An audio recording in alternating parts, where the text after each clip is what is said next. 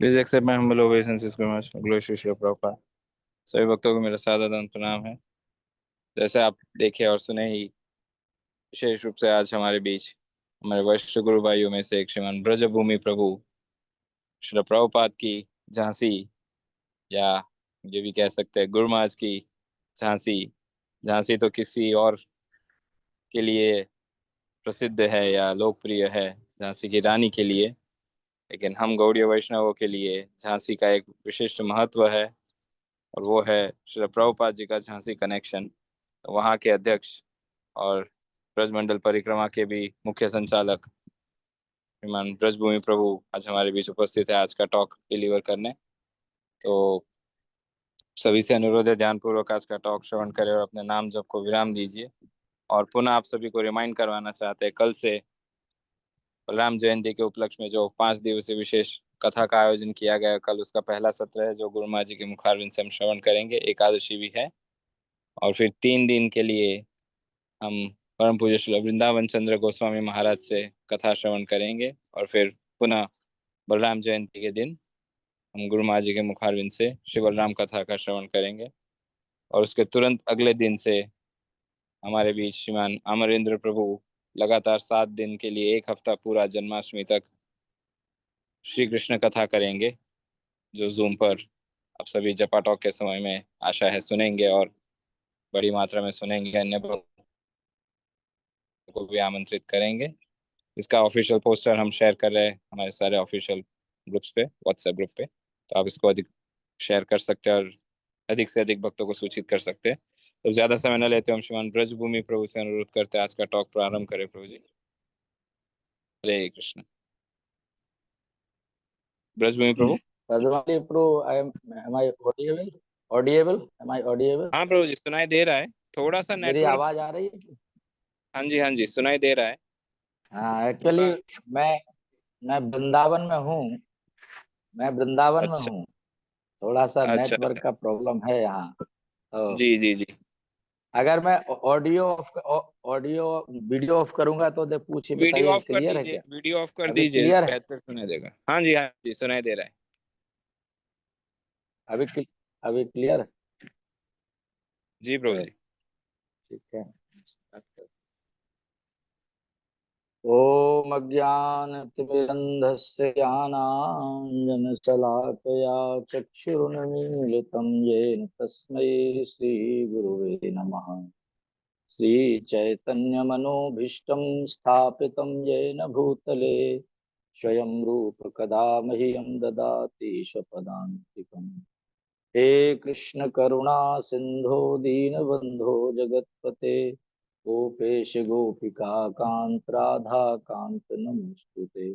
तप्त कांचन गौरांगी राधे वृंदावनेश्वरी वृषभानुस्ते देवी प्रणमामि हरिप्रिये।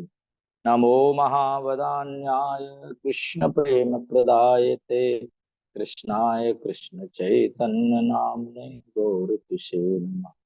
वाञ्छाकल्पतरुभ्यश्च कृपा सिन्धुभ्य एव च पतितानां पावनेभ्यो वैष्णवेभ्यो नमो नमः। ॐ विष्णुपादाय कृष्णपृष्ठाय भूतले श्रीमते भक्तिवेदान्त स्वामिनिति नामिने नमस्ते सारस्वते देवे गौरवाणी प्रचारिणे निर्विशेष शून्यवादी पाश्चात्य देशतारिणे। जय श्री कृष्ण चैतन्य प्रभु नित्यानंद श्री अद्वैत गदाधर श्रीवासादि गौर भक्त वृंद। हरे कृष्णा कृष्ण कृष्णा हरे हरे हरे राम राम राम हरे हरे। तो सर्वप्रथम गुरु महाराज के चरण कमलों में बहुत प्रणाम। उनके कृपा आशीर्वाद से हम सभी भक्तजन अ, भक्ति में आगे बढ़ने का प्रयास कर रहे हैं, और जिनकी कृपा से हम सभी जीव मंदिर में एकत्रित होकर के हरिनाम और जप टॉक का संग सानिध्य प्राप्त करते हैं, ये गुरु महाराज की महती कृपा है। कभी कोई भक्त शिकायत नहीं कर सकता है कि हमें सानिध्य प्राप्त नहीं होता है। प्रतिदिन गुरु महाराज दर्शन देते हैं, उनके संग लाभ में हम जप कर सकते हैं भगवान का। और साथ ही साथ गुरु महाराज ने 30 मिनट 45 मिनट का जप टॉक का भी आयोजन किया है। और स्वयं गुरु महाराज उसमें सानिध्य देते हैं और अन्य इष्ट भक्तों का हमें सानिध्य प्रदान करते हैं, जिससे हमारी भक्ति का पोषण हो सके, हमें भक्त संग प्राप्त हो सके। तो आप सभी भक्तों के, जीव मंदिर के भक्तों के मैं प्रणाम करता हूँ, सभी के आशीर्वाद की कामना करता हूँ। एक्चुअली मैं रात्रि में ट्रेवल करके आया, बहुत देर रात्रि में पहुंचा और वृंदावन धाम में हूँ, जन्माष्टमी के कुछ कार्य से आया हूँ। तो थोड़ा सा हमारा नेटवर्क का इशू है यहाँ पर, फिर भी पद्माली प्रभु का आदेश था कि आज आपको जो पठोक देना है, तो मैं प्रयास कर रहा हूँ। अगर किसी प्रकार से कहीं आवाज सुनाई न दे तो कोई भक्त जो है कुछ कमेंट करके बता सकते हैं, मैंने इसलिए वीडियो को ऑफ किया है। तो आज कुछ श्रवण का मतलब होता है कि भगवान से संबंधित कुछ चर्चा करना, श्रवण करना उस विषय में। तो हम गुरु महाराज के मुख से सुनते हैं, प्रायः गुरु महाराज श्रीमद् भागवतम के उस प्रसंग, जब परीक्षित महाराज प्रश्न करते हैं सुखदेव गोस्वामी से, उनके प्रश्नों में उनके स्वागत के उपरांत एक प्रश्न होता है कि जो भी हमारे लिए श्रोतव्य है, यत श्रोतव्या अथो जप्यम, यत कर्तव्यम नृभि प्रभु स्मर्तव्यम भजनीया वा ब्रूहि महाविपर्य। तो जो क्या, जो सुनने के लिए है, श्रोतव्य कहते हैं जिसे सुना जाना चाहिए। जैसे पेय होता है, खेय होता है, खाने वाला होता है। तो इसी प्रकार से श्रोतव्य, सुनने योग्य, क्या सुनना चाहिए, सबसे अच्छा सुनना क्या है, तो उसी के विषय में सुखदेव गोस्वामी सर्वप्रथम जो है परीक्षित महाराज के सम्मुख कहते हैं, श्रोतव्यादीनि राजेन्द्र नृणाम सन्ति सहस्रशः, अपश्यताम आत्मतत्त्वं ग्रहेषु ग्रहमेधिनाम। महाराज परीक्षित के सम्मुख, क्योंकि महाराज परीक्षित ने जिज्ञासा की है, तो भगवान सुखदेव गोस्वामी कहते हैं कि हे राजन, हे राजेंद्र, मनुष्यों के लिए सुनने के लिए हजारों विषय हैं। श्रोतव्यादीनि राजेंद्र नृणाम संति सहस्रशः, हजारों विषय सुनने के हैं। और हम देखते थे तो भगवान ने हमें श्रवणेन्द्रिय दी है। कानों को श्रवणेन्द्रिय कहा जाता है संस्कृत में, इससे श्रवण किया जाता है। तो हजारों हजारों विषय हम सुनते रहते हैं। लेकिन सुखदेव गोस्वामी चिंता व्यक्त कर रहे हैं कि जो ग्रह में आसक्त हैं, जिन्होंने अपने जीवन का लक्ष्य केवल संसारिक सुख भोग बना रखा है, इंद्रिय सुख भोग बना रखा है, ऐसे लोगों को गृहमेधी कहा जाता है। ऐसे लोगों को गृहस्थ आश्रम में स्थित नहीं कहा जा सकता है। गृहस्थ आश्रम में वो है जो गृहस्थ आश्रम के उद्देश्य को जानता है और उस उद्देश्य को, उसको लक्ष्य को सामने रख करके जीवन जीता है।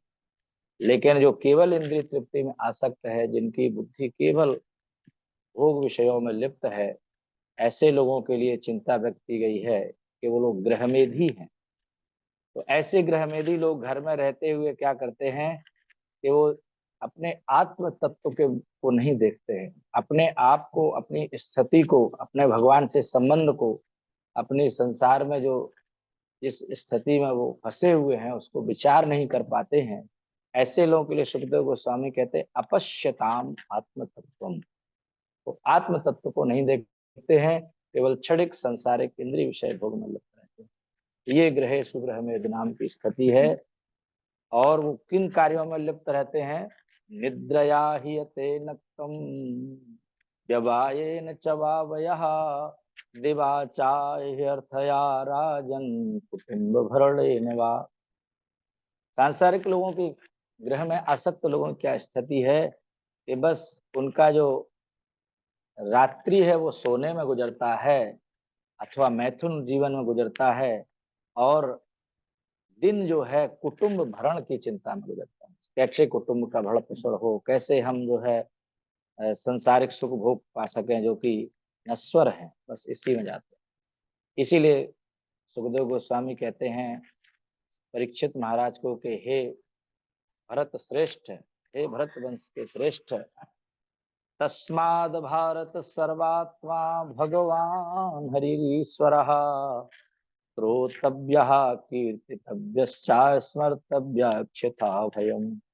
सुखदेव गोस्वामी कहते हैं कि इसलिए हे परीक्षित महाराज, हे भरतवंशी, पूर्ण रूपेण सब प्रकार से सर्वात्मना, जो सभी के सर्वात्मा है भगवान, उन भगवान को, जो हरि हैं समस्त जीवों के, भगवान सभी के दुखों को हर लेते हैं, सभी के चित्त को हर लेते हैं, सर्व अमंगल हरे, भगवान समस्त अमंगल का हरण कर लेते हैं, इसीलिए भगवान को हरि कहा जाता है।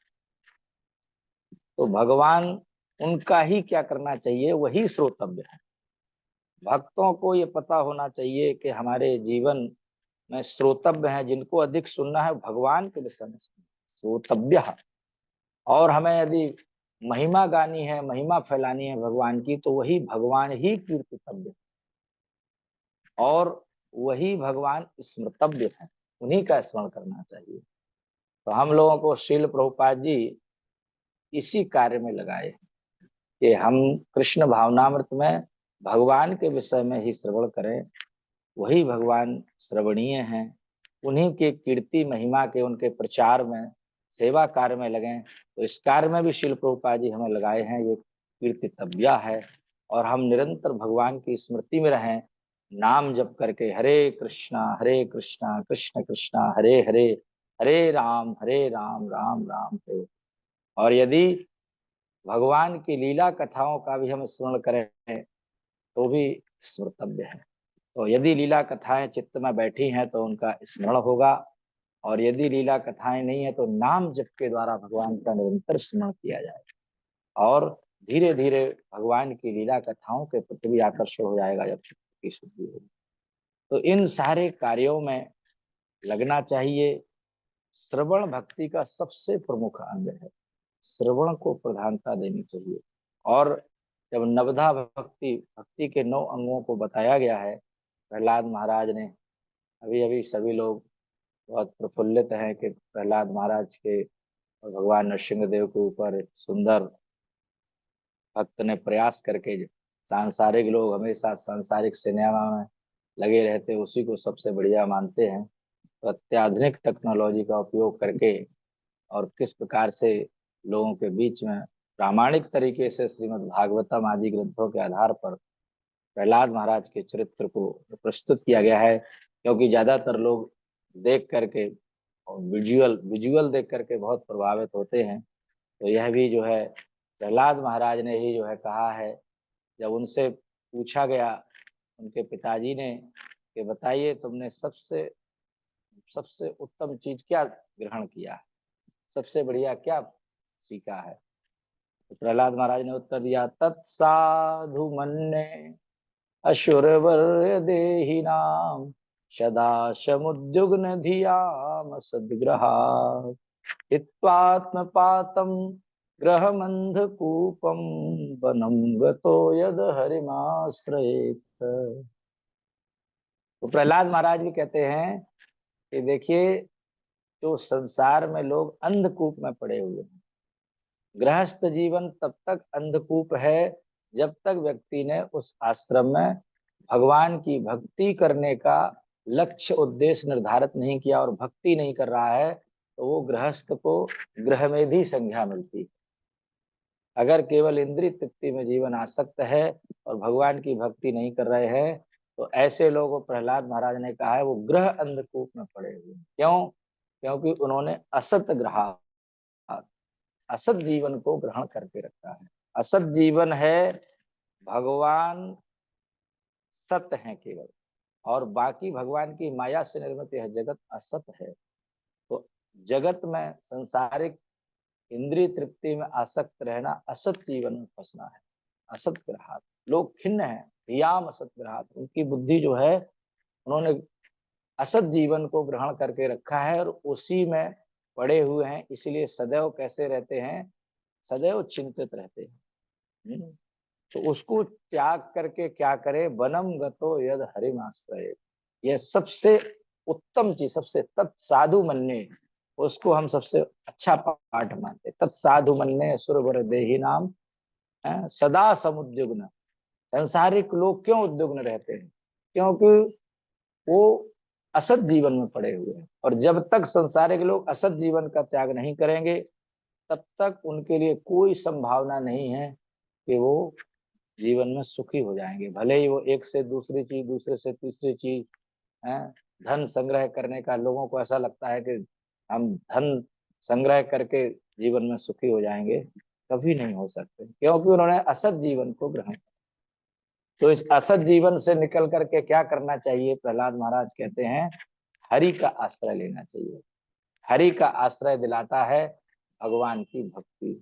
जो प्रहलाद महाराज ने कहा कि क्या करना चाहिए, सबसे उत्तम है श्रवणम कीर्तनम विष्णु। सबसे पहले भक्ति का अंग जब भी होता है, बोला जाता है श्रवण, और श्रवण से ही भक्ति के अन्य अंगों का जो है उद्घाटन होता है, अन्य अंगों में रुचि आती है। आप देखिए, कोई भी भक्त किसी से सबसे पहले उसकी बातों को सुनता ही है। चाहे वो ये सुने कि देखिए आप मंदिर आइए, तो देखो उसके मुख से निकला कि वो मंदिर बुला रहा है, इसलिए तो श्रवण कर रहा है, मंदिर की महिमा बोल रहा है, भगवान की महिमा बोल रहा है। पर आएगा तो प्रभुपाद जी की पुस्तकें पढ़िए, जप करिए, तो पहले सबसे पहली क्रिया जो है भक्ति में श्रवण ही होती है। और जब श्रवण ठीक से करता है और श्रवण की गई बातों में विश्वास हो जाता है, श्रवण की गई बातें उसको आश्वस्त कर देती हैं, कन्विंस कर देती हैं, तो फिर वो अगला कार्य करने लगता है, कीर्तन करने लगता है, जप करने लगता है, स्मरण करने लगता है। तो श्रवणम कीर्तनम विष्णु स्मरणम। तो इस तरह से व्यक्ति भगवान की भक्ति में लग जाता है। भले ही कभी कभी व्यक्ति अपने से अपनी रुचि के अनुसार मंदिर आदि जाता है, तो शील प्रभुपाद जी ने उसको भी प्रचार के कार्य में रखा है कि भगवान के सुंदर मंदिर का निर्माण इसलिए करिए कि लोग भगवान के भव्य सेवा को देख करके भगवान के दर्शन के लिए आए और भगवान के प्रति आकर्षित हों। इसीलिए हमें प्रभुपाद जी के हर कार्य को उस ढंग से देखना है कि उन्होंने आज के समय में जो विजन है कि कैसे लोग भगवान की भक्ति के प्रति आएंगे, खिंचेंगे। तो भले ही व्यक्ति मंदिर देखने आया, उसने सुना इस्कॉन मंदिर ये है, लेकिन इस्कॉन मंदिर में आने का चांसेस है उसके पास कि वो जब भव्यता तो देखेगा मंदिर की, लेकिन साथ ही साथ चांसेस है कि वो श्रवण के संपर्क में आ सकता है। भगवान मंदिर की भव्यता थोड़ी देर के लिए रहती है। परम पूज्य राधा गोविंद दास गोस्वामी महाराज अपनी कथा में कहते हैं कि देखा देखी भगवान की तरफ जो खिंचाव होता है वो स्थायी नहीं होता है। जैसे कोई मंदिर की तरफ खिंचा, बहुत बढ़िया इस्कॉन का मंदिर है, किसी से सुना, देखने जाना चाहिए, लेकिन ये स्थायी नहीं होता है, इससे निष्ठा नहीं जगती है। स्थायी निष्ठा के लिए व्यक्ति को भगवान की वास्तविक महिमा का श्रवण करना चाहिए, तब जाकर के भगवान के गुणों से खिंच करके जो व्यक्ति का मन खिंचेगा, भगवान के विषय में श्रवण करने पर चित्त पवित्र होगा। श्रवण इतनी महत्वपूर्ण, भक्ति का इतना महत्वपूर्ण अंग है कि श्रवण से ही सारे अंगों का जो है रास्ता खुलता है।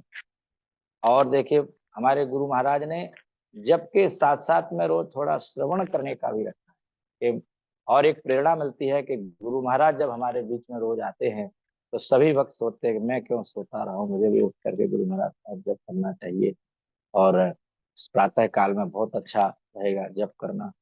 तो इस प्रकार से जब हम जप सुबह करते हैं और उसके साथ साथ कुछ श्रवण भी करते हैं भगवान के विषय में, इतने महान महान भक्त आते हैं, और उनसे हमें कुछ ना कुछ प्रत्येक दिन भगवान की महिमा का श्रवण करने का अवसर प्राप्त होता है। तो कुल मिलाकर के हमारे कृष्ण भावनामृत की हर एक गतिविधि हमको भगवान की ओर ले जाने के लिए, किस प्रकार से हम इस भक्ति की ओर हों, और इसका रिजल्ट भी है। देखिए, भगवान के भक्त हर प्रभुपाद जी द्वारा दिए गए कार्य को करने में निष्ठा से लगे रहते हैं। यदि हम पुस्तक वितरण कर रहे हैं, यदि हम जो है मंदिर में सेवा कर रहे हैं, मंदिर को आकर्षक कर रहे हैं, भगवान की सेवा कर रहे हैं, तो लोगों को भगवान की ओर लाने के लिए प्रयास कर रहे हैं, प्रचार का कार्य कर रहे हैं, तो सारे कार्य अंततः भगवान के तरफ आकर्षित होंगे। उनको इसी भाव से लेना चाहिए। जब हम सेवा कार्य से लेंगे तो फिर हमें हर कार्य प्रभुपाद जी का दिया हुआ सेवा लगेगा, और अंततः इन सारे कार्यों को करने से हमारे चित्त की अंतःकरण की शुद्धि होगी, गुरु गौरांग हमसे प्रसन्न होंगे, और ये चीजें हमारे चित्त को जब शुद्ध करेंगी तो हमारा भगवान के भक्ति में निष्ठा हो जाएगा। जिस निष्ठा के लिए भागवतम में कहा गया है कि यदि कोई नित्य भागवत का सेवन करेगा तो फिर उसकी भक्ति जो सामान्य है, सामान्य भक्ति होती, भगवान के नाम में थोड़ी सी श्रद्धा है, भगवान के विग्रह में श्रद्धा है, दर्शन में श्रद्धा है, लेकिन निष्ठा नहीं है। अभी कोई व्यक्ति विग्रह के बारे में कुछ बोल देगा, क्या पत्थर की मूर्ति की पूजा करते हो, क्या गुड्डा गुड़िया सजाते हो। मैं एक बार सुन रहा था, परम पूज्य राधानाथ स्वामी महाराज कह रहे थे कि हमारे माता पिता सोच रहे थे कि मेरा लड़का गुड्डा गुड़ियों के खेल में लग गया है ना। तो हो सकता है कि ये जो कोई व्यक्ति कुछ तर्क कुतर्क कर देगा विग्रह के विषय में, है? कोई बोल देगा कि पत्थर को पूजने से क्या भगवान मिलते हैं, कोई कोट कर देगा ना। तो उसका कहने का जो आशय, हम लोग पत्थर की पूजा नहीं करते हैं, हम भगवान की पूजा करते हैं, हम किसी मूर्ति की पूजा नहीं करते। ऐसे लोग मूर्ति उपासना की बात करते हैं ना, कि मूर्ति उपासना जो है उसमें कुतर्क कर देंगे। तो यदि हम निष्ठावान नहीं बने तो हमारे को कोई भी व्यक्ति हमारी श्रद्धा को विचलित कर देगा। इसलिए अपनी जो श्रद्धा है, जिसको प्रारंभ में कहा गया आदौ श्रद्धा, उस श्रद्धा को निष्ठा तक ले जाना है, ये प्रयत्न करना है। और वो निष्ठा में कैसे परिणत होगी, रूप गोस्वामी क्रमिक विकास बताते हैं, आदौ श्रद्धा ततो साधु संग। तो यदि व्यक्ति में श्रद्धा है और साधु संग मिल गया तो फिर वो भक्ति शुरू कर देगा, भजन क्रिया हो जाएगी। और भक्तों के सानिध्य में भक्ति को ठीक आता, भक्ति होती क्या। ऐसे सब लोग धार्मिक, भारत में जन्म लेने वाले व्यक्ति जो बहुत, इनके दुष्कृत भी नहीं है, बहुत खराब कर्म नहीं है, उन्होंने पूर्व जन्म में इतने खराब कर्म नहीं किए कि वर्तमान में खराब कार्यों में लिप्त हो जाएं, तो प्रायः हर व्यक्ति धार्मिक होता है। और उस धार्मिक श्रद्धा से, इसी को आदौ श्रद्धा कहते हैं, इससे वह व्यक्ति मंदिर जाता है, साधुओं के पास जाता है, लेकिन फिर साधु संग ठीक से करेगा तब भक्ति में लगता है, भजन क्रिया में लगता है, अन्यथा नहीं। साधु संग ही भक्ति में लगाता है। जैसे हम लोगों को प्रभुपाद जी की पुस्तकें साधु संग के रूप में नहीं मिलती, प्रभुपाद जी के प्रवचन नहीं मिलते, प्रभुपाद जी के भक्त नहीं मिलते, तो हमारा साधु संग प्रारंभ नहीं होता। और जो साधु संग नहीं करते वो गंभीर भक्त बन भी नहीं पाते, क्योंकि वो भजन क्रिया प्रारंभ नहीं होगी। कैसे भक्ति करनी चाहिए। मैं बचपन से ही, हमारे पिताजी हमको सत्संग में ले जाते थे, सब कुछ ले जाते थे, लेकिन उतना गंभीरता से हम लोग नहीं समझते थे, क्योंकि हमने बहुत सी कथाएं प्रवचन सुने, लेकिन जब प्रभुपाद जी का भक्ति रसामृत सिंधु पढ़ा, और जिसमें शील रूप गोस्वामी भक्ति की परिभाषा बताते, भक्ति की परिभाषा ही कोई व्यक्त नहीं करता है, वो बस बोलता है कि अपनी श्रद्धा से मंदिर दर्शन कराए, घूम आए, प्रणाम कराए, थोड़ा फल फूल चढ़ाया है, और थोड़ा घूम आए, बस थोड़ा दान दे दिया, ये कर दिया, ये इसको भक्ति नहीं कहते हैं। ये सामान्य श्रद्धा है, सामान्य पुण्य कर्म है। भक्ति तो तब होती है जब मन बुद्धि इंद्रियां चित्त ये सब भगवान से संबंधित किए जाएं। इसीलिए भक्ति की परिभाषा रूप गोस्वामी देते हैं, सर्वोपाधिर्विनिर्मुक्तं तत्परत्वेन निर्मलम् ऋषिकेश सेवनम भक्तिरुच्यते। कि जब तक व्यक्ति अपनी इंद्रियों के स्वामी भगवान की सेवा में नियुक्त नहीं करेगा, तब तक भक्ति का शुभारंभ नहीं होगा। क्योंकि व्यक्ति थोड़ा मंदिर में दर्शन कराएगा और उसके बाद फिर इंद्रिय तृप्ति में लग जाएगा, थोड़ा सा दान पुण्य कराएगा, थोड़ा सा तीर्थ यात्रा में घूम आएगा, स्नान कराएगा, घूम घाम के आ जाएगा, रील बना कर आ जाएगा, लेकिन भक्ति प्रारंभ करेगा क्या, नहीं करेगा।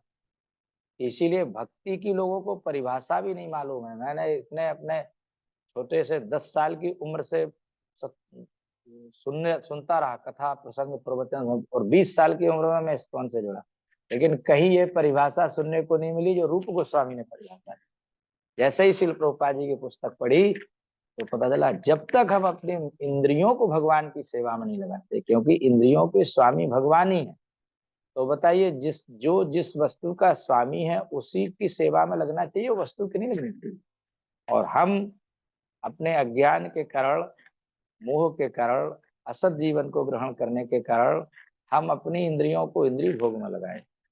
जैसे ही इंद्रियां भगवान की सेवा में नियुक्त होती हैं, और इंद्रियों की सेवा कैसे शुरुआत होती है, भगवान कहते हैं कि पहले इंद्रियों को क्या करो, तस्मात् त्वम इंद्रियाण्यादौ नियम भरतर्षभ। इंद्रियां पहले रोकी जाएंगी कि जो विषय भोग में लगी हुई हैं, और फिर उनको कैसे कैसे भगवान की सेवा में एंगेज करना है, पहले ये व्यक्ति को समझना चाहिए। कैसे लग सकती है इंद्रियां, तो कहा गया है कि ऐसे तो ये इंद्रियां भगवान को नहीं समझ पाएंगे, क्योंकि अभी इंद्रियां विषय भोगी है। विषय भोगी इंद्रियां विषयोन्मुखी है, अभी कृष्णोन्मुखी नहीं है, सेवोन्मुखी नहीं है। तो क्या करना है, रूप गोस्वामी कहते हैं कि अतः श्री कृष्ण नामादि न भवेत ग्राह्यम इंद्रिय सेवोन्मुखो ही जिह्वादौ स्वयमेव स्पृत्यतः। सेवोन्मुख करना पड़ेगा। तो भक्ति की प्रक्रिया क्या करती है, हमें बताती है कि सबसे पहले इंद्रियों को विषय भोगने से थोड़ा संयमित करो, उनको नियम में करो। और फिर अब इंद्रियां फ्री हो गई, अब क्या करेंगे, इंद्रियों को भगवान की सेवा में पेश करो। जानो किस इंद्री का क्या विषय। कानों को सुनना पसंद है तो भगवान के विषय में श्रवण में लगाओ।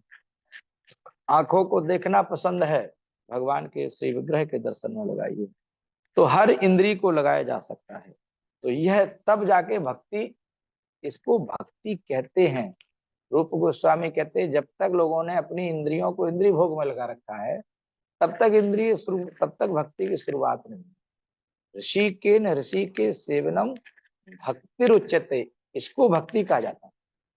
तो साधु संग मिले बिना कोई भी व्यक्ति इंद्रिय भोग की लालसा को नहीं त्यागेगा, उसको पता ही नहीं है भक्ति क्या है। तो जब भक्ति की परिभाषा पता चलेगी, जब इसकी शुरुआत करेंगे और साधु संग करेंगे, तो उत्तम भक्ति भी पता चलेगी। उत्तम भक्ति करते हैं उत्तम अधिकारी लोग, उत्तम भक्त, तो भक्त लोग करते हैं। वो कैसे करते हैं, तो धीरे धीरे धीरे उन्होंने भगवान की सेवा में अपनी इंद्रियों को, मन को लगा के रखा। और जब पूर्ण रूपेण इंद्रियां मन शुद्ध हो गए, तो अब उनके मन में कोई भी अभिलाषाएं सांसारिक नहीं रह गई, और अब उनकी भक्ति उत्तम कोटि की हो रही। अन्याभिलाषता शून्यम ज्ञान कर्माद्यनावृतम आनुकूल्यन कृष्णानुशीलनम भक्ति। अनुकूल भाव से जब भगवान का हम अनुशीलन करते हैं, वैर भाव से नहीं, जैसे कहा जाता है कंस आदि भी चिंतन करते हैं, शिशुपाल वक्र भी चिंतन करते हैं, लेकिन भक्त लोग प्रेम से भगवान का चिंतन करते हैं, अनुशीलन करते हैं। तो ये जैसे ही बिल्कुल जब अभिलाषाएं शून्य हो जाएंगी, तब उत्तम कोटि की भक्ति होगी। और उस भक्ति के सारे संशय ज्ञान कर्मा देना अमृतम, एक ज्ञान होता है, उसको ब्रह्मैक्य ज्ञान कहते हैं। कभी ये शब्द आता है तो भक्तों को लगता है कि अरे ज्ञान आदि के चक्कर में नहीं पड़ना चाहिए। यहाँ ज्ञान शब्द का रूप गोस्वामी अर्थ करते हैं कि ब्रह्मैक्य ज्ञान जो होता है, वो क्या करता है, भगवान के प्रति पहले हमारा एकता दिखाता है, एकाकार कराता है, समन्वय कराता है। वास्तव में उस ज्ञान का अर्थ ये है कि हम अपने को जड़ पदार्थ नहीं समझें, जड़ शरीर नहीं समझें, अपनी जो है, जो जड़मति है, इसको हटाएं।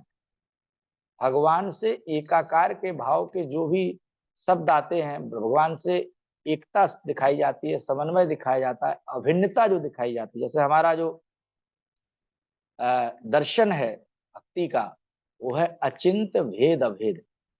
तो ऐसा नहीं है कि भगवान से हमारा अभेद नहीं है, अभेद इस दृष्टिकोण में है कि हम भी अपने को जड़ पदार्थ से युक्त शरीर को अपना स्वरूप नहीं माने। शरीर जो है जड़ पदार्थों से बना हुआ रूप है, ये स्वरूप नहीं है। स्व तो स्व मानी आत्मा होता है, आत्म तत्व में हमारा आत्मिक रूप स्वरूप है, उसके विषय में हम अनभिज्ञ हैं। आत्मिक स्वरूप में जब हम स्थित हो जाएंगे, तो संसार के बंधन से उसी को मुक्ति कहते हैं। वही मुक्ति की परिभाषा है, मुक्ति हित्वा अन्यथा रूपम स्वरूपेण व्यवस्थित। अब अभी हम स्वरूप में स्थित नहीं है। तो जो एकता भगवान से एकाकार की बात कही जाती है, वो इतना समझने के लिए कही जाती है कि अपने को आत्म तत्व समझो, भगवान का अंश समझो, चिन्मय समझो अपने आप को। जड़ संसार में अपनी पहचान मत समझो, भौतिक पदार्थों से युक्त अपने शरीर को अपना स्वरूप मत मानिए। इसलिए भगवान से एकता बताई जाती है। तो उसमें भ्रम में नहीं पड़ जाना चाहिए। तो ऐसा ब्रह्मज्ञ ज्ञान के हम भगवान ही हो गए, भगवान के समान ही हो गए, ये नहीं है। ये ब्रह्मज्ञ ज्ञान क्या करता है, भक्ति की शिथिलता कर देता है। ब्रह्मज्ञ ज्ञान केवल ब्रह्म रूप में ही भगवान के साथ चिंतन का स्थापना करता है। इसमें भगवान के प्रति दास्य भाव, भगवान के प्रति आकर्षण, भगवान की लीला कथाओं के प्रति, नाम रूप गुण लीला के प्रति आकर्षण नहीं होता है। जैसे सुखदेव गोस्वामी बताते हैं अपने विषय में, परीक्षित महाराज को प्रारंभ में अपना रियलाइजेशन बताते हैं। परिनिष्ठितो नैर्गुण्य उत्तम श्लोक लीलया गृहीत चेत चेता राजर्षे आख्यानम यदधीतवान। देखिए, मैं भी पहले केवल ब्रह्म का चिंतन करता था। नैर्गुण्य अवस्था कहा जाता है जब प्रकृति से के गुणों से परे, प्रकृति के गुणों को गुणमय कहा जाता है। जब प्रकृति से परे स्थित स्थिति को नैर्गुण्य कहा जाता है। तो प्रकृति से परे केवल ब्रह्म की स्थिति है। तो ब्रह्म का चिंतन, इस भाव से चिंतन करना कि जो ब्रह्म है, भगवान है, जो सर्वव्यापी है, प्रकृति से परे हैं, सब कुछ है, इस भाव में भगवान के चिंतन में रहना ब्रह्म का चिंतन कहा जाता है। लेकिन इससे भी श्रेष्ठ स्थिति सुखदेव गोस्वामी कहते हैं कि मैं क्या हुआ, भगवान की जब उत्तम श्लोक की लीलाओं को मैंने सुना। देखिए, यहाँ पर भी श्रवण की बात आई। वेद व्यास जी कितने चिंतित थे जब जब जिस जिस भागवतम को अध्ययन करने के लिए उन्हें कोई, इतने हजारों शिष्य थे, कोई भी शिष्य योग्य नहीं लगा कि कोई इसमें से ग्रहण कर पाएगा। चारों वेद पढ़ सकते हैं, वो सब कुछ कर सकते हैं, हर एक वेद का आचार्य है? बहुत बड़े बड़े शिष्य हैं, लेकिन सुखदेव वेद व्यास जी चिंतित थे कि इस ग्रंथ को कौन ग्रहण करेगा, इसके लिए बहुत योग्य पात्र चाहिए। तो स्वयं उन्होंने उनके पुत्र के रूप में सुखदेव गोस्वामी के जन्म, उन्होंने भगवान से प्रार्थना की, और वह पुत्र जो है क्या हुआ, छोड़ करके चला गया। जैसे बिना कोई संस्कार भी नहीं हुआ और सीधा जंगल की ओर प्रस्थान कर गए। सुत गोस्वामी प्रणाम करते हैं सुखदेव गोस्वामी को। यम प्रव्रजन्तमनपेतमपेत कृत्यम द्वैपायन विरह कातर आजुहावा पुत्रेति तन्मयतया तरवोभिनेदु तम सर्वभूत हृदय मुनिमान तोस्मि। तो ऐसे सुखदेव गोस्वामी बिल्कुल तैयारी नहीं थे, सीधा ब्रह्म में आ सकते थे। तो ब्रह्म में आसक्त व्यक्ति भी उत्तम श्लोक की लीलाओं को सुनकर के, फिर वेद व्यास जी ने क्या उपाय अपनाया था, भगवान के लीलाओं से युक्त श्लोकों को अपने शिष्यों को याद करा करा करके भेजते थे वन में। तो वहां गाइए, क्योंकि वन में चला गया। तो उसी बात को सुखदेव गोस्वामी कहते हैं कि जब मैंने उनको सुना, परिनिष्ठितोपि नैर्गुण्य उत्तम श्लोक लीलया गृहीत चेता राजर से, तो मेरे चित्त को पकड़ लिया उन लीलाओं ने। तो भगवान के गुण ही ऐसे, लीलाएं ऐसे हैं। और चूंकि चित्त शुद्ध होता है, संसार से ऊपर की स्थिति को नैर्गुण्य कहते हैं। लेकिन नैर्गुण्य अवस्था में स्थित होने के बाद भी भगवान की लीला कथाओं के प्रति आकर्षण जो होता है ना, वो बहुत दिव्य है। ना केवल सुखदेव गोस्वामी का, एक बहुत बड़े शंकराचार्य जी के परंपरा के सन्यासी हैं, वो अपना रियलाइजेशन बताते हैं कि हमने वृंदावन, वो आ गए, और जब वृंदावन में आ गए और भगवान की लीला कथाओं के प्रति आकर्षित हो गए, भगवान के स्वरूप के प्रति, तो उन्होंने कहा है कि अब मैं श्री कृष्ण से बढ़कर और किसी तत्व को नहीं जानता। वंशी विभूषित करात नवनीर दाभात पूर्णेन्दु सुंदर मुखादर विंद नेत्रात। और उन्होंने अंत में कहा है कि कृष्णात परम किमपि तत्व अहम न जाने। कृष्ण से बढ़कर के भी कोई तत्व है, वेद शास्त्र वर्णन करते, मैं नहीं जानता। उनको उनके साथी लोग बुलाते थे कि अरे भाई, तुमने सन्यास लिया, सन्यासी को इस प्रकार से भावुक नहीं होना चाहिए। जैसे चैतन्य महाप्रभु को वाराणसी के, काशी के लोग बोलते भावुक होकर के सन्यासी को नहीं नाचना चाहिए। ज्यादातर सन्यासी लोग इस प्रकार से अच्छा नहीं मानते भावुक होकर के भक्ति में नाचना गाना। लेकिन ये कहते हैं कि हमको कोई कुछ भी कहे, लेकिन जिनके हाथों में बंसी विभूषित है और जिनका जो आभा है वो नव नीरद के समान है। नव नीरद कहते हैं, आजकल आप नीरद को देख सकते हैं। नीरद कहते हैं नीर देने वाले को, बादल को। नीरदा, जलदा, ये मेघ के पर्यायवाची शब्द है। तो आजकल बारिश का मौसम चल रहा है तो सबको नीरद दिखाई देते हैं। बादल तो हर समय होते हैं लेकिन वो बादल नीरद नहीं कहलाते हैं। जब आप फ्लाइट में जाते हैं ऊपर सफेद सफेद सब बादल दिखते हैं, वो बारिश देने वाले नहीं होते हैं। बारिश देने वाले बादलों का जो कलर होता है वही भगवान श्री कृष्ण कलर है, इसलिए उनका नाम घन श्याम। उनमें उनका जो सांवला रंग है वो भगवान को इसलिए घनश्याम कहा गया है, मेघ श्याम कहा गया है। मेघ के समान श्यामल वर्ण के हैं भगवान। तो वो कहते हैं नवनील दाभाग, जिनकी शोभा इतनी सुंदर है और जिनका मुख चंद्रमा के समान है, पूर्णेन्दु सुंदर मुखाद अरविंद नेत्रात्। तो ऐसे कृष्ण से बढ़कर के भी कोई तत्व की हमें खोज करना है, हमको नहीं करना है। कृष्णात् परम तत्व तत्व अहम न जाने। जैसे सुखदेव गोस्वामी को जब ये सुनने को मिला कि जो भगवान मोर मुकुट धारण किए हुए हैं, बरहा पीडम नटवर बपुहु कर्णयो कर्णिकारम बिभ्रदवासः कनक कपिशं वैजयन्तीं चमालां गन्धान् वेणोरधर सुधया पूरयन गोप वृंदै वृंदारण्यम स्वपद रमणम प्राविशद गीत कीर्ति। जो भगवान बरहा बरहा पीडम, जो हम लोग सुबह रोज गाते, बर्हावतंसम सिताम्बुद सुंदरांगम, रोज भगवान के सामने जब दर्शन करते हैं तो जो दो ब्रह्म संहिता के श्लोक हैं, तो बरहा मानी मोर मुकुट जो धारण किए हुए हैं और नटवर के समान चल रहे नाचते हुए हैं। एक एक ही फूल को लिए हैं, कर्णिकार एक है लेकिन कान को दो वचन में कहा गया, कर्णयो कर्णिकारम।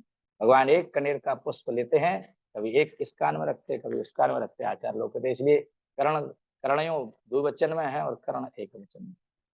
और विभ्रद वासा कनक कपिशम, जिनके पीताम्बर कनक कपिश है, सुंदर चमचमाते सोने के समान पीताम्बर है जिनका, कनक कपिशम वैजयंती की जो माला धारण किए हुए हैं। तो उन्होंने इतना सुंदर पुरुष कौन है, सुखदेव गोस्वामी कहते, तब खींचे उनकी ओर, तब भगवान की लीलाओं ने, इसलिए कहते गृहीत चेता राजर से उत्तम श्लोक लीला।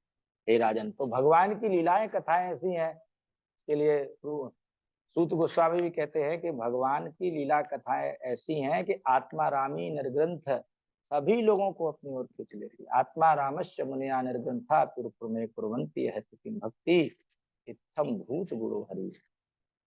तो हमें यदि अपने चित्त को संसार से हटाना है, हम चाहते हैं कि हमारी इंद्रियां विषयों से हटें, तो एकमात्र उपाय है इनको संयमित करके भगवान के सेवा में लगा दिया जाए। सेवोन्मुखो ही जिह्वादौ स्वयमेव स्मृत्यता। धीरे धीरे ये इंद्रियां भगवत कृपा से जब शुद्ध होंगी और इनमें भगवान के स्फूर्ति होगी, हर भक्त का रियलाइजेशन होगा कि थोड़ा थोड़ा हमारा अभी उतना संसार के जीवन के प्रति आकर्षण नहीं है, भगवान के प्रति आकर्षण जा रहा है। और जो जितनी गंभीरता से भक्ति करता है, जैसे सच्चिदानंद प्रभु आकर के हम लोगों को हमेशा डोज पिला कर जाते हैं, भाई चलती का नाम गाड़ी मत चलो, ऐसे ही नहीं, गंभीरता से अनर्थ निवृत्ति करना है, नाम अपराध से मुक्त होना है, गंभीरता से भक्ति करनी है। तो ऐसे जो भक्तों का संग मिलकर के हम भक्ति के प्रति, जो गुरु महाराज के प्रवचनों से हमें, गुरु महाराज ठक ठक करते रहते हैं कि मुझे हारमोनियम पर ठक ठक करना पड़ता है, आपको हमारा सोना अच्छा नहीं लगता है, सोइए मत, जागिए, जीव जागो जीव जागो। तो रोज भक्तों का संग हमारी चेतना को जागृत करता है, और कितना सौभाग्य है। अभी गुरु महाराज हमसे पूछ रहे थे कि झांसी में तैयारी, हम लोग, वैसे मेरा सौभाग्य है, हम पिछले 20 वर्ष से 7 दिन जन्माष्टमी पर श्रवण करते हैं। पहले परम पूज्य राधा गोविंद दास गोस्वामी महाराज जी आते थे, गौर कृष्ण महाराज जी आए, अभी वृंदावन चंद दास गोस्वामी महाराज, इनका अभी जूम पर आप लोग 3 दिन श्रवण करेंगे। गुरु महाराज कल कहेंगे, उसके बाद 6, 7, 8 बलराम कथा, और हम लोग 7 दिन तक हमारे पास दोनों टाइम कथा सुनने का अवसर होता है, और हम लोग श्रवण करेंगे। और ये मास महीना, इसका नाम भी है, पता नहीं श्रावण मास को हमें ऐसा लगता है श्रवण मास ही है। इसमें श्रवण के प्रति हमारे पद्ममाली प्रभु प्रत्येक वर्ष जैसे ही बलराम पूर्णिमा के पहले श्रवण सप्ताह प्रारंभ करते हैं, और जो पूरा जन्माष्टमी तक, राधाष्टमी तक चलता ही रहता है। हम जैसे बता रहे थे कि अभी हम बलराम की महिमा सुनेंगे, फिर भगवान श्री कृष्ण की महिमा सुनेंगे अमरेंद्र प्रभु से, उसके बाद प्रभुपा जी की महिमा प्रभुपा से सुनोगे, उसके बाद राधाष्टमी तक श्रवण श्रवण श्रवण। तो श्रवण भक्त को, अंग को मजबूत किया जाए तो फिर हमारी जप में भी गंभीरता आएगी। श्रवण से ही तो पता चलेगा। जो व्यक्ति केवल माला लेकर ऐसा बैठ जाएगा, कभी सुनेगा नहीं कि नाम अपराध से भी बचना है, किस प्रकार से नाम चिंतामणि में क्या भक्ति विनोद ठाकुर कहे हैं, तो ये सुनेंगे नहीं तो फिर जप अच्छा नहीं होगा। इसलिए श्रवण को कभी शिथिलता नहीं देनी चाहिए। श्रवण बहुत मजबूत है और श्रवण का अवसर अभी प्राप्त हुआ है तो सुनना चाहिए। आजकल तो कोई व्यक्ति कह सकता है हमें तकनीकी के माध्यम से रोज श्रवण कर सकते हैं और प्रत्यक्ष भक्तों का संग प्राप्त होता है, प्रत्यक्ष कर सकते हैं। शील प्रभुपाद जी की पुस्तकें हमें श्रवण ही प्रदान करती है जब उनको पढ़ते हैं। अभी परसों संडे के दिन शील प्रभुपाद जी का इतना सुंदर लेक्चर था कि भाई प्रचार करना है तो हमारे पास शक्ति कुछ होनी चाहिए। हाँ, तार शक्ति बिना नाही, बार बार प्रभुपाद जी नाम प्रवर्तन न कर नाम प्रचार बार बार बोल रहे थे। यानी कि हम प्रचार करना चाहते, सेवा करना चाहते, लेकिन हमारे पास आध्यात्मिक शक्ति नहीं है, प्योरिटी नहीं है, तो हम कर नहीं पाएंगे। इसीलिए सारे चीजों के प्रति गंभीरता मिलती है, भक्तों का संग मिलता है। हम सब भक्त लोग बहुत ऋणी हैं गुरु महाराज के और इस मंदिर की व्यवस्था के। अब कोई कोई भक्त कह सकता है हम मंदिर से दूर रहते हैं, रोज मंदिर जाना बहुत मुश्किल है, घर के काम काज हैं, 1 घंटा जाने में लगता है, 1 घंटा आने में लगता है। अरे ये बहाना सब नहीं चलेगा। आपको रोज आपको एक मंदिर में बैठाते हैं गुरु महाराज, और उस इतना किसी मंदिर में रोज भक्त उपस्थित नहीं होते जितने जीव मंदिर में उपस्थित होते। समझ रहे? हम लोग मंदिरों में ही रहते हैं, मंदिरों की व्यवस्था संभालते हैं, तो फेस्टिवल में इतने भक्त आते हैं जितने भक्तों के बीच में आप रोज जप करते हैं, श्रवण करते हैं, कीर्तन करते हैं, इतने भक्त। सबसे बड़े मंदिर के प्रेसिडेंट तो जो है पद्माली प्रभु हैं। इतने किसी मंदिर में भक्त रोज श्रवण कीर्तन के लिए नहीं बैठते हैं। अब 2-3 हजार लोकेशन से बैठते हैं, कैलकुलेशन कितना करेंगे आप बताइए? तो कैलकुलेशन बहुत हो जाएगी। तो ये हमें श्रवण कीर्तन प्राप्त होता है, ये बड़े भगवान की, शिल प्रभुपाद जी गुरु महाराज की विशेष कृपा है। हमें सबका लाभ उठाना चाहिए। कभी कभी मुझे भी सेवा देते हैं तो मैं उसको सेवा के रूप में करता हूँ, हालांकि हमारे अंदर कोई योग्यता नहीं है। मैं खुद आकांक्षा करता हूँ कि कब हम नाम जप के प्रति गंभीर होंगे, कब हमारी रुचि आएगी, कब हमारा पूरा पूर्ण रूप से हमारी इंद्रियां संयमित होकर भगवान की सेवा में लगेंगी। ऐसा गुरु महाराज वैष्णवों के चरणों में प्रार्थना करते हैं कि हम भक्ति में लग सकें, सेवा कर सकें, ऐसा सभी से आशीर्वाद है। और बोलने में कभी कभी भूल चूक त्रुटि हो जाती है और उसके लिए आप लोग क्षमा करेंगे, सार वस्तु को ग्रहण करेंगे। आज सेवा कर दिया पद्माली प्रभु ने, उसके लिए उनको धन्यवाद। गुरु महाराज के चरणों में प्रणाम, आप सभी भक्तों के चरणों में प्रणाम। और अगर किसी का कोई प्रश्न हो तो कर सकते हैं, पद्माली प्रभु बताएंगे, अलाउ करेंगे कि नहीं। हरे कृष्णा, धन्यवाद, प्रणाम। बहुत बहुत धन्यवाद प्रभु जी, इस सत्र के लिए विशेष रूप से हम सभी को श्री वृंदावन धाम से कनेक्ट करने। आप वहीं से आज की कथा की है तो एक अलग फीलिंग थी आज की कथा में। बहुत बहुत धन्यवाद। तो सेकंड आईडी के भक्तों के लिए अगर कोई आज का प्रश्न है आज के सत्र से संबंधित तो हैंड रेस कर सकते हैं। और पुनः स्मरण करवाते हैं, गुरु महाराज भी कहे हैं, भागवत में भी कहा है, शास्त्रों में भी कहा है, प्रश्न पूछने से पहले थोड़ा सोच विचार कर भी लेना चाहिए कि हमें क्या पूछना है। जब परीक्षित महाराज प्रश्न पूछे तो सुखदेव गोस्वामी ने उनकी बड़ी प्रशंसा की थी, सराहना की थी और बड़े प्रसन्न चित्त मन से उनके प्रश्नों का उत्तर देना स्वीकार किया था। तो स्वप्निल प्रभु आपने हैंड रेस किया है, अनम्यूट करके बोलिए प्रभु जी।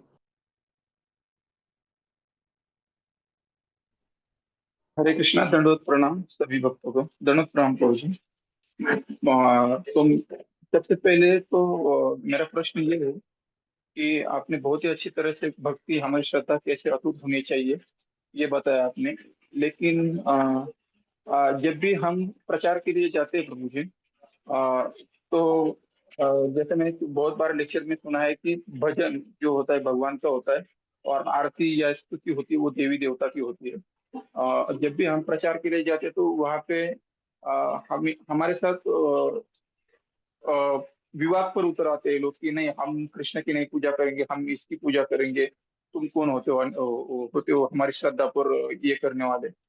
तो उस टाइम हमें ये ध्यान रखना चाहिए कि अ, उनको कन्विंस करने की कोशिश करनी चाहिए कि देवी देवता और कृष्ण में क्या फर्क है, या फिर उनको ऐसे ही छोड़ देना चाहिए और अपना प्रसाद खिलाना चाहिए। उस पर क्या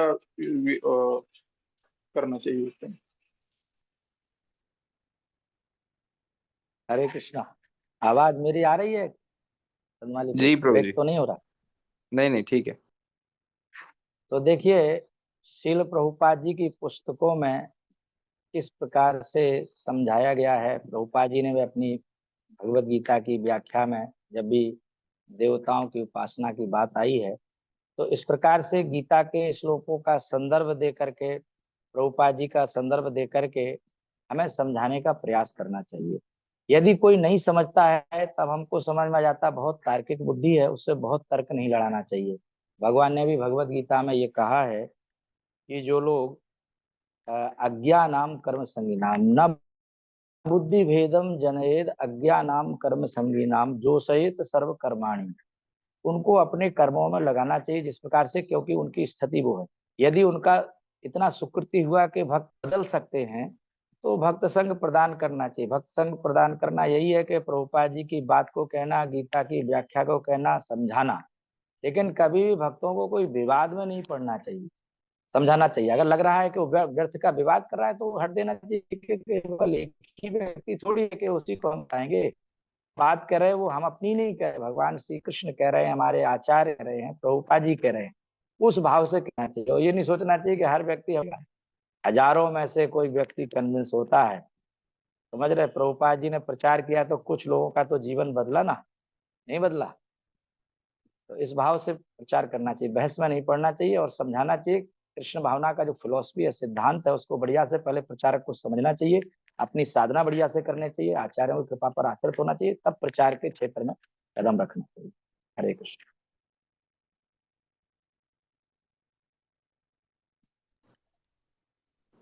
श्रीनाथ गोविंद प्रभु, अनम्यूट करके बोलिए। हरे कृष्णा प्रभु जी, दंडवत प्रणाम। मेरा ये प्रश्न था कि कई बार हमारी जो श्रद्धा इतनी दृढ़ नहीं होती, तो कई बार लोग हमें कन्विंस करने का सोचते हैं। उस टाइम थोड़ा हम भी विचार करते हैं कि ये सही है या गलत। कैसे हमारी श्रद्धा दृढ़ होनी चाहिए, कैसे हम श्रद्धा को दृढ़ कर सके। और इसीलिए तो कहा गया है कि पहले अपनी श्रद्धा को दृढ़ करना है। ऐसा नहीं कि दूसरा व्यक्ति विचलित कर दे तो कल से हम ही माला करना छोड़ दें, हम कहें कि वो व्यक्ति सही कह रहा था, इस्कॉन वाले गलत कह रहे हैं, हम गलत धारणा में आ गए। तो इसलिए भक्तों का संग करके हमको, कनिष्ठ व्यक्ति की श्रद्धा कमजोर होती है, जैसे ही श्रद्धा आगे बढ़ेगी मध्यम बनेंगे हम। तो शास्त्रों में भगवान के भक्तों में श्रद्धा बढ़नी चाहिए हमारी साथ। तो हमें पहले कन्विंस होना जाना चाहिए, इतना हमारे को मजबूत होना चाहिए। और विचलित होती है तो अपने कोई भक्ति में, साधना में लगाना, विचार करना है कि हम किस चीज को ठीक से नहीं समझ पाए हैं। अपने को विचलित नहीं करना, अपने को भक्ति के मार्ग में लगा कर। ठीक है, ओके प्रभु, हरे कृष्ण। और एक प्रश्न लेंगे।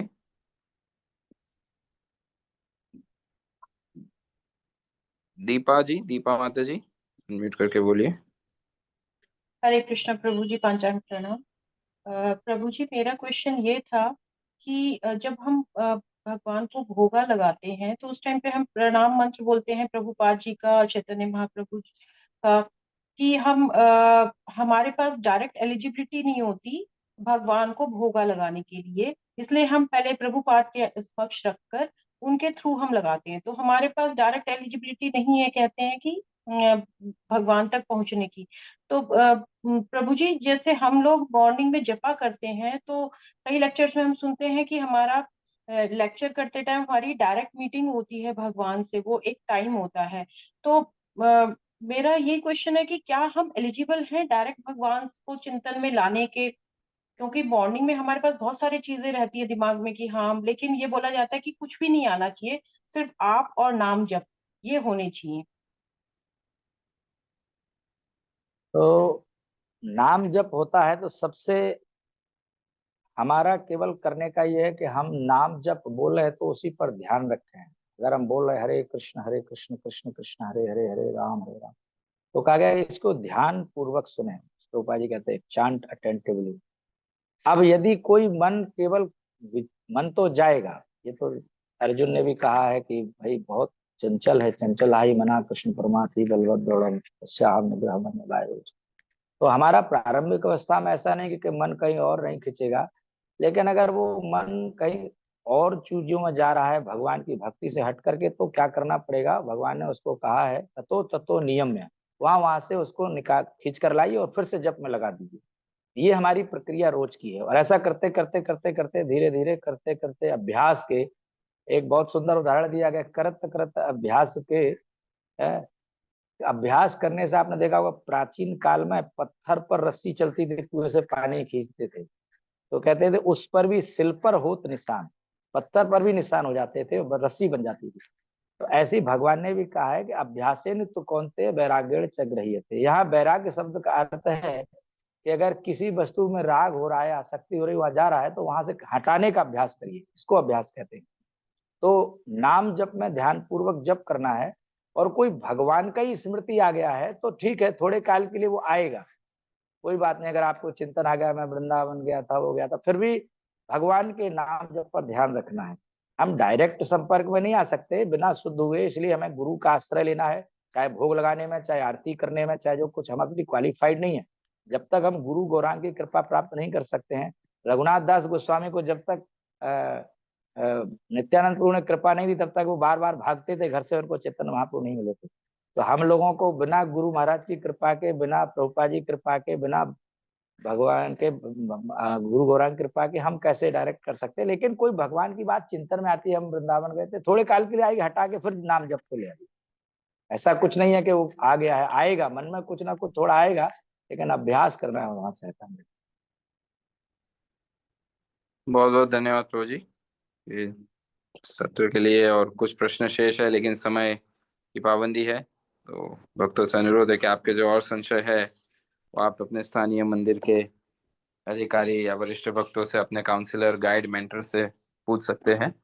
आइए हमारी परंपरागत पद्धति से महामंत्र का उच्चारण करके श्रीमान ब्रजभूमि प्रभु का हृदयपूर्वक आभार व्यक्त करते हैं आज के इस सत्र के लिए। हरे कृष्णा कृष्ण कृष्ण हरे हरे, हरे राम राम राम हरे हरे। श्री हरि राम प्रभु की जय। हरे कृष्ण महामंत्र की जय। श्रील प्रभुपाद की जय। परम पूज्य श्री लोकनाथ स्वामी गुरु महाराज की जय। वांछा कल्पतरुभ्यश्च कृपा सिन्धुभ्य एव च पतितानां पावनेभ्यो वैष्णवेभ्यो नमो नमः। अनंत कोटि वैष्णव वृंद की जय।